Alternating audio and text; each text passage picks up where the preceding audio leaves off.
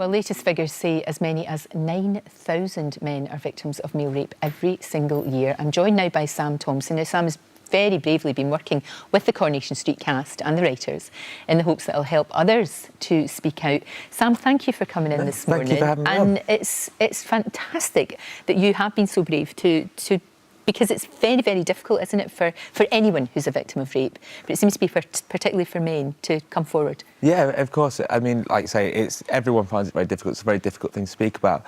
I think at the moment there is this taboo with speaking about male rape, but stories like this is what's highlighting it and making it easier for people to talk about. Which is what we want. Of course it is, yeah, of course. Absolutely what we want. It really is. You're just out for the evening, got talking to some men outside the pub, went back with them, and then the horrific attack happened on you. I don't know how you deal with that, but you were so brave because you went to the police. Yeah, I did. I went to report. I think that what made that happen was that almost instantly I had to speak about it.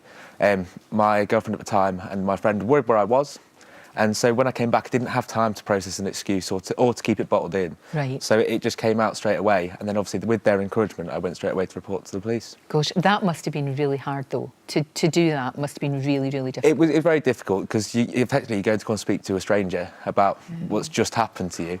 But, you know, they have special training, they deal with you in the right ways, and it does make it easier at the time.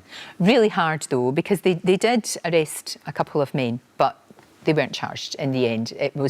That must be very difficult for you to come to terms with that as well. Yeah, it's something that I think about a lot. Yeah. But you have to get on with life. If I continue to worry about the fact that this has happened, you know, so many cases go that way. So it's just I've got to move on and live my life as if that, you know, that they have been. But you have done incredibly well. You've helped other people. You've set up Survivors Manchester, which is fantastic that you help others, and it must be, I don't know, it's very difficult to move on from something like that, but you haven't let it hold you back. No, I think that what I wanted to do was I wanted to turn this negative experience into a positive. And the way that I wanted to do that was to help other people. So with already having therapy with Survivors Manchester, then getting in contact with Duncan, the CEO, arranged what I wanted to do and how I wanted to do it. And I felt that I'd found my voice. If I could use that to help other people find theirs, then it would be a positive outcome from it.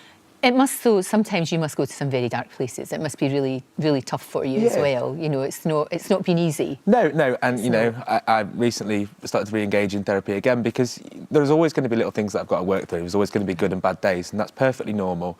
And you know, I'd had my first course of therapy, everything was fine. Now I realise there's a few other things that I need to go back and discuss. Sure. And again, that's fine again. So it's going to be an ongoing thing. It's something that I've got to live with, but just got to accept that and live my life as if it is. I think you're amazing. And you've been talking to Coronation Street, of course, because this is a very important storyline. It's a very sensitive storyline. Already there has been criticism, I'm sure, as you know.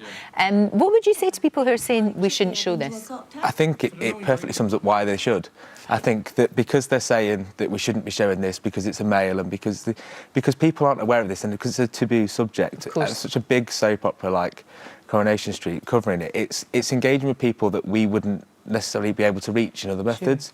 And all those silent survivors that are at home, the phone lines have spoke for themselves with a 200% increase on Saturday. Is it 200% it's going on Saturday to the National Male Survivor Helpline, and then a 100% increase on Monday morning as well. God, that's incredible, isn't it? It shows that the people out there have been silent for so long. And okay, some people may find it uncomfortable to watch and may not be what they're used to on whatever evening they decide to watch it, but think about all the people it's helping, and I think that therefore it's so much more important that we just focus on that for a bit and not worry about that it's not what they, you know, how dark it is and everything like that. For you, dealing with Coronation Street, did that help you in a way, or was it difficult for you? Was it hard to sort of revisit your experiences, or, you know, I know there was a means to an end in a sense. Yeah, you know? every little bit that I do, it always helps me along. It's helping myself in my recovery as well.